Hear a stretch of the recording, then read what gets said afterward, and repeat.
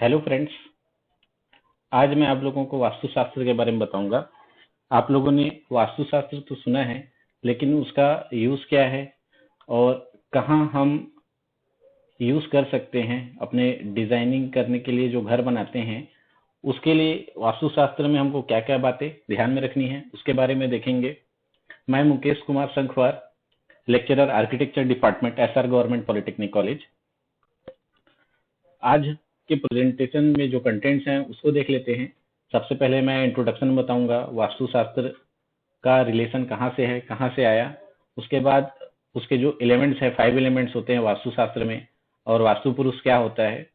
उसके बाद देखेंगे डायरेक्शंस और सब डायरेक्शंस क्या होते हैं, principle principles of Vastushastra and site consideration क्या होने चाहिए वास्तुशास्त्र के लिए, और फिर designing of house as per vastu guidelines क्या क्या होने चाहिए, zone wise vastu guidelines for house, score for position of different units, अलग अलग डिफरेंट के लिए जो पोजीशंस बने हैं अलग अलग स्पेस के लिए वो देखेंगे, और क्या क्या वास्तु दोष होते हैं और उनके रेमेडीज के लिए क्या क्या हम कर सकते हैं वो देखेंगे। उसके बाद कुछ एग्जांपल्स हैं जो वास्तु के हिसाब से बने हैं एज पर डायरेक्शंस जो फेस करते हैं, नॉर्थ ईस्ट साउथ वेस्ट, उसके हिसाब से हम कुछ एग्जांपल्स देख लेंगे। तो दोस्तों, वास्तुशास्त्र जो वर्ड है काफी वास्ट और एंशियंट साइंस ऑफ लिविंग होता है।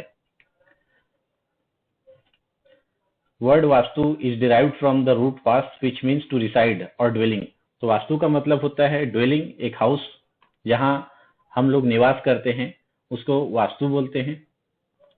और शास्त्र का मतलब होता है साइंस। तो वास्तु शास्त्र मिल के जो वर्ड जो इसका मतलब होता है वो होता है वास्तुशास्त्र as science of dwelling. Science of dwelling को ही वास्तुशास्त्र बोलते हैं। Many factors govern the life of human being, his fate, karma and surroundings, but vastu can make sweet things sweeter and bitter less bitter। मतलब अगर आपके घर में कुछ वास्तु दोष हैं तो हम कुछ जो टेक्निक्स हैं, जो हमारे एंशियंट कल्चर में जो टेक्निक्स हैं उनका यूज करके हम उस वास्तु दोष को कम कर सकते हैं। हमारा जो कल्चर है काफी पुराना है, वैसे ही वास्तु भी हमारा जो अ, वास्तु जो है काफी पुराना कल्चर है, जो कि बहुत ही पुराना है और ये आज के डेट पे निगलेक्ट कर दिया गया है। बहुत सारे जगहों में वास्तु का यूज नहीं करते हैं। आज की सोसाइटी ज्यादा अप्रिशिएट नहीं करती है। कंस्ट्रक्शन के लिए जब भी हम घर या हाउस बनाते हैं या कोई शॉप्स या ऑफिस या इंडस्ट्री कॉम्प्लेक्स बनाते हैं, वहाँ वास्तु शास्त्र का उपयोग नहीं किया जाता है। तो ये बहुत जरूरी है, वास्तुशास्त्र का उपयोग करना चाहिए। वास्तुशास्त्र are very familiar from Mohenjodaro and Harappa civilisation. तो जो सिविलाइजेशन है हमारे इंडियन कल्चर का, जो काफी पुराना, हमारे जो शहर थे मोहनजोदाड़ो और हड़प्पा सिविलाइजेशन, वहां पर भी वास्तुशास्त्र का उपयोग किया गया।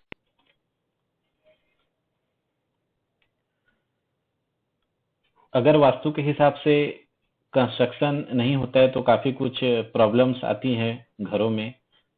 प्लेस जो होता है वहां पे इलनेस और लाइफ जो है थोड़ा सा डिस्टर्ब होने के चांसेस रहते हैं। तो बेसिकली जो वास्तुशास्त्र है वो हमारा काफी पुराना कल्चर और ट्रेडिशंस रहा है, जिसका आज की सोसाइटी काफी निगलेक्ट कर देती है, ज्यादा अप्रिशिएट नहीं करती है और यूटिलाइज नहीं करती है।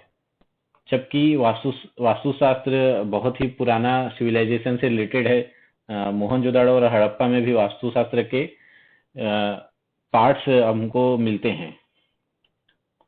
वास्तु पुरुष क्या होता है? वास्तु पुरुष spirit of the house was called the vastu पुरुष। जो वास्तु पुरुष जो होता है वो स्पिरिट होता है एक हाउस का। जैसे कि हमारे घर में अलग अलग दिशा में अलग अलग हमारे गॉड्स निवास करते हैं, वैसे ही वास्तु पुरुष हमारे घर का स्पिरिट होता है। The most important symbolic diagram that is used in Vastu Shastra for planning and locating a house is called vastu पुरुष मंडल।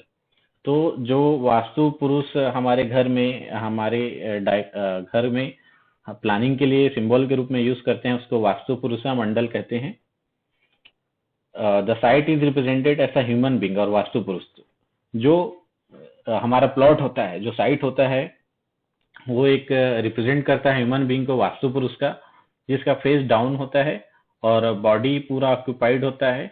अलग अलग हमारे जो गॉड्स होते हैं उनके अलग अलग क्वालिटी के हिसाब से। तो हम देख लेते हैं 5 एलिमेंट्स क्या क्या होते हैं। In the world, everything, substance, man and other animals are made from the Panch Mahabhut. That is called as 5 basic elements, जो कि हैं earth, water, fire, the wind and the sky. The 5 elements have close relationship with the man and his environment. तो आप देखेंगे आपको ये 5 महाभूत तत्व हैं, वो आपके आसपास हर जगह देखने को मिलेंगे। अर्थ जो कि धरती होता है, मिट्टी होती है, water, fire, wind and sky. The whole nature is overpowered with magnetic environment, so all this element should be placed properly in our building. तो आप ये इमेज देख सकते हैं वास्तु पुरुष का। एक प्लॉट में अलग अलग डायरेक्शन से एक वास्तु पुरुष बैठा हुआ है, जिसका अलग अलग जो बॉडी पार्ट्स है वो अलग अलग गॉड्स को बताता है। तो अलग अलग डायरेक्शंस में अलग अलग गॉड निवास करते हैं। जैसे कि आप इस इमेज में देख सकते हैं कि जो नॉर्थ वेस्ट पार्ट होता है वो एयर विंड के लिए होता है, नॉर्थ ईस्ट होता है वो सदाशिव के लिए होता है, वेस्ट पार्ट वरुण गॉड के लिए होता है, साउथ पार्ट यम के लिए होता है, और साउथ ईस्ट जो पार्ट है वो फायर के लिए होता है। ऐसे ही अलग अलग पार्ट्स हैं जो अलग अलग होते हैं। और जो हमारी डायरेक्शन है उसके हिसाब से हम देख सकते हैं कि साउथ ईस्ट जो है आग्नेय कोण, उसको साउथ ईस्ट पार्ट में आग्नेय कोण होता है, अग्नि का स्थान होता है वो। वैसे ही वायु का पार्ट होता है हमारा नॉर्थ वेस्ट पार्ट में, और नॉर्थ ईस्ट में हमारा ईशान्य कोण होता है, और नैऋत्य होता है साउथ वेस्ट पार्ट में। ये है वास्तु पुरुष विथ 5 एलिमेंट। आप देख सकते हैं कि बीच का जो पार्ट है स्पेस कहलाता है, जो ब्रह्म स्थान होता है। वैसे ही वाटर, एयर और अर्थ और फायर के लिए अलग अलग पार्ट्स डिसाइडेड रहते हैं। अब हम देख लेते हैं कि डायरेक्शंस क्या क्या होते हैं। Most of the people find it difficult to even identify the north, south, east and west. 4 main directions होते हैं जिसको बहुत सारे लोगों को डिफिकल्टी होती है पहचानने में। तो इसको पहचानने के लिए एक ट्रिक है, वो हम देख लेते हैं। अगर हम किसी भी प्लॉट के सेंटर में अर्ली सन राइजिंग, सन जहां से उगता है, राइज करता है, उधर अगर हमारा फेस हो, अगर वैसे खड़े होते हैं तो हमारा जो फेस वाला पार्ट है, हम जिधर मुंह करके खड़े हैं, वो ईस्टर्न पार्ट का होता है। अगर हम अपने हाथों को फैला लें, raise your left arm to shoulder length, it is not pointing towards north, तो हमारा जो लेफ्ट वाला पार्ट होता है वो नॉर्थर्न पार्ट कहलाता है। वैसे ही राइट वाला पार्ट, राइट हैंड की तरफ जो हम करते हैं वो साउथ पार्ट हो जाता है, और हमारा जो बैक पार्ट होता है, बैक साइड वाला, वो होता है वेस्ट पार्ट। ये हम देख सकते हैं इमेज से डायरेक्शंस एंड सब डायरेक्शंस जो है हमारे पास। ईस्टर्न पार्ट आप देख सकते हैं, हमारा नॉर्थर्न पार्ट देख सकते हैं। वैसे ही 8 डायरेक्शंस होते हैं, जिसमें से 4 मेन डायरेक्शंस होते हैं और उसके 4 सब डायरेक्शंस होते हैं। तो जो 4 मेन डायरेक्शंस हैं वो हैं ईस्ट, वेस्ट, नॉर्थ और साउथ, और 4 सब डायरेक्शंस हो गए कॉर्नर वाले, north west, north east, south west और साउथ ईस्ट। अब हम देख लेते हैं हमारे पास वास्तु शास्त्र के हिसाब से क्या क्या प्रिंसिपल्स हैं प्लॉट्स के लिए। डायरेक्शन ऑफ द प्लॉट कैसा होना चाहिए, साइट ओरिएंटेशन कैसा होना चाहिए। Site orientation refers to the location और पोजीशन ऑफ द साइट। तो लोकेशन और position of the site site orientation कहलाता है। The east direction most preferable. तो जो बेसिकली हाउस के लिए जो मोस्ट प्रेफर करते हैं वो ईस्ट डायरेक्शन वाला पार्ट करते हैं, जिसको पूर्वमुखी कहते हैं, क्योंकि ये पूर्व से अर्ली सन लाइट हमको मिलता है मॉर्निंग में। उसके बाद सेकंड मोस्ट प्रेफरेबल जो डायरेक्शन होता है वो नॉर्थ साइड से होता है। There is constant pleasant sunlight through most of the year in India. वहाँ नॉर्थर्न पॉइंट से हमारे पास सनलाइट जो है एक कांस्टेंट और प्लेजेंट वे पे मिलता है। वैसे देख लेते हैं कि टाइप ऑफ लैंड क्या होना चाहिए हमारे पास। घर एक बनाने से पहले या कोई भी प्रॉपर्टी या साइट लेने से पहले हमको लैंड का हिस्ट्री भी जानना बहुत जरूरी है। There are numerous guidelines prescribed for choosing a piece of land that would be bring happiness, growth and prosperity. ये अलग अलग टाइप के प्लॉट्स होते हैं जिसके लिए हमको जानना जरूरी है कि हमारे टाइप ऑफ लैंड और हमारे प्लॉट का लैंड प्लॉट का साइज और शेप, उसका कलर, स्मेल, वेजिटेशन, टोपोग्राफी कैसा होता है। अलग अलग हाउस के लिए अलग अलग टाइप के गाइडलाइंस हैं, ये जानना जरूरी है हमको। और देख लेते हैं कि हमारे पास लैंड के लिए क्या क्या ऑप्शंस मिलते हैं। जैसे कि land should be fertile, land हमारा जो होना चाहिए उपजाऊ होना चाहिए, ताकि हम वहाँ कोई गार्डन बनाएं या प्लांटेशन करें तो वो अच्छे से ग्रो करे। Fertile land is used for plantation, yet it is suggested for vastu because plantation is equally necessary for happy home। तो जितना अच्छा ग्रीनरी होगा हमारे घर के आसपास उतना ही अच्छा होता है, हवा के लिए भी बहुत अच्छा होता है वो। लैंड शुड बी सॉलिड, हमारा जो लैंड का जो अंदर का पार्ट है वो सॉलिड होना चाहिए, जिससे हमारा जो जमीन है उसका फाउंडेशन बहुत अच्छे से बन सकेगा। If the land is dug and refilled then it should overflow, अगर हमारा लैंड रिफिल्ड साइट होगा, अगर फिल से फिलअप किया गया होगा तो वहां हम अगर बनाएंगे तो वो ओवरफ्लो करेगा, पानी अच्छे से अंदर नहीं जाएगा और पानी बाहर की ओर निकलेगा। Smell of the land should be good. उसके अलावा और भी एक इम्पोर्टेंट बात है कि हमारे जो लैंड में पुराना कोई बोन्स या फिर कोई पॉलीथीन बैग्स वगैरह अंदर ना दबे हों, वैसा प्लॉट वो प्रेफर नहीं करना चाहिए।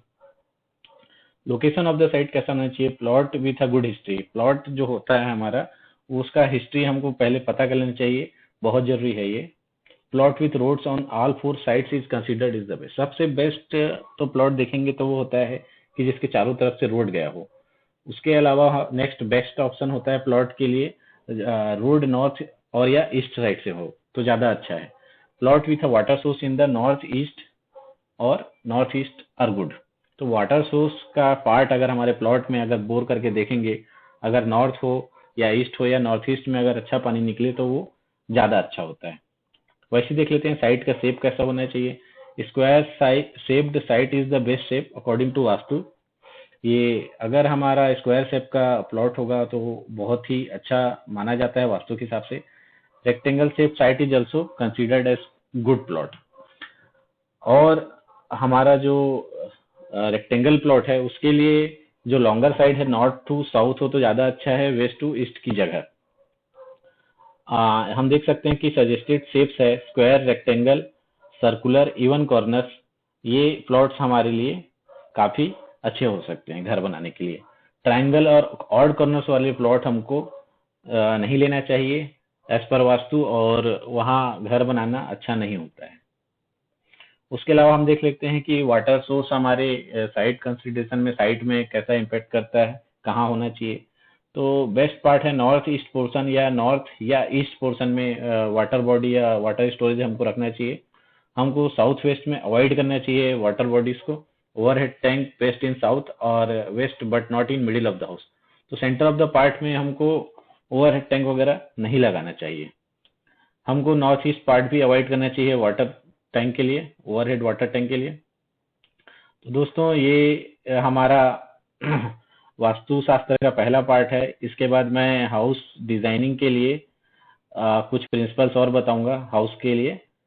अपना जो घर का डिजाइनिंग करने से पहले हमको क्या प्लानिंग में देखना चाहिए उसके बारे में बताऊंगा। जोन वाइज कैसा होता है उसके लिए कुछ गाइडलाइंस है वो बताऊंगा। पोजीशन क्या होना चाहिए, कैसे कैसे यूनिट्स हमको सेट करना चाहिए स्पेस के हिसाब से।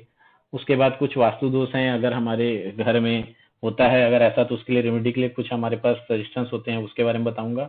और मैं कुछ एग्जांपल्स बताऊंगा हाउस प्लान के लिए एज पर वास्तु।